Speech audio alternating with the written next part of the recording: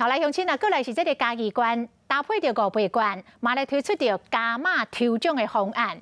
上届大奖是价值500万的厝，过来是一台742万的游艇。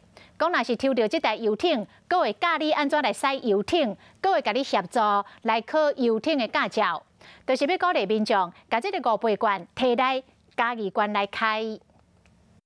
嘉义县推出抽游艇，这台游艇毋是干那会使停伫码头，而且随奖品各送拖车，只要有含修理车同款大细车位，就会使停游艇。